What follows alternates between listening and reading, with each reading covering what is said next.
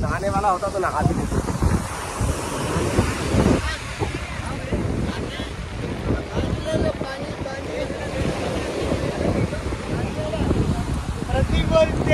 काय मित्रांनो, हे बघू शकता आमचे रेस्टार, रात्रीचे रेस्टार। हॅलो, आता हे आमचे संभाजी भैया उपाडे। आता मी पाण्यात जाणार आहोत, म्हणजे तेवढं पाण्यात नाही, फक्त गुडघ्यापर्यंत जाणार आहोत। कधी कसं आहे, एवढ्या लांब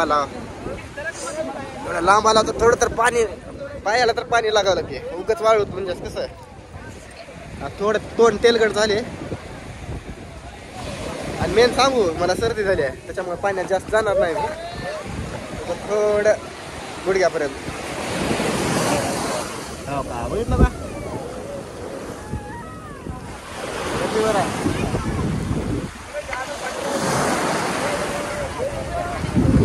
हो आता काय, आता सगळं भिजणार होतं मी, लाट मोठी आलती।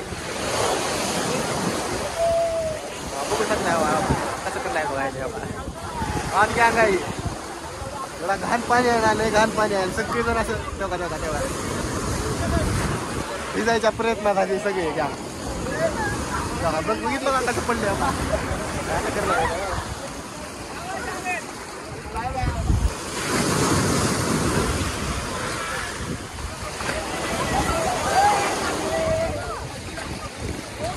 इतना घान पानी है ना गाइस,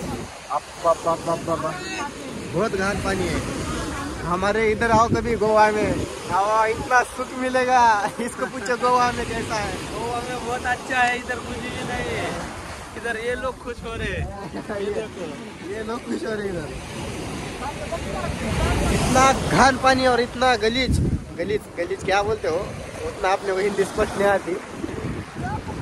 बहुत घान पानी है, अख्खा मुंबई का नाला का पानी इधर है।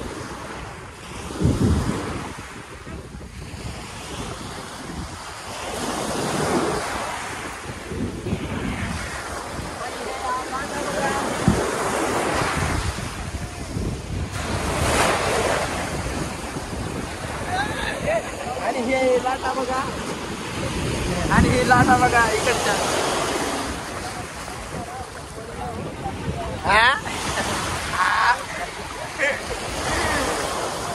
मित्रांनो, कधीच समुद्र आहे मुंबईला आणि चाललो आम्ही फिरायला असं कधीच म्हणू नका, एवढं घाण पाणी आहे ना, लय वक्त घाण पाणी आहे। तुम्हाला एक सल्ला देतो मी 4-5 वेळेस गेलो म्हणून तुम्हाला सल्ला दिलेला। मला सांगतो, तुम्हाला जर समुद्रात जर जायची इच्छा असेल, समुद्र बघायची इच्छा असेल, तर गोव्याला, रत्नागिरीला, सिंधुदुर्गला अशा या पॉइंटला, कोकण साईडला जावा। ह्या महाराष्ट्र साईडला येऊ नका, लय घाण आहे महाराष्ट्रात पाणी।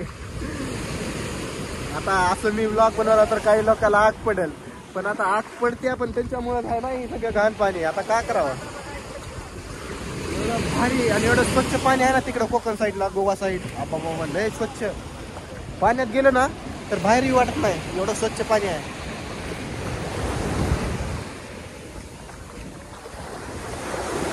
चला, इथंच माझे 2 शब्द संपवतो आणि माझा हा व्लॉग बंद करतो।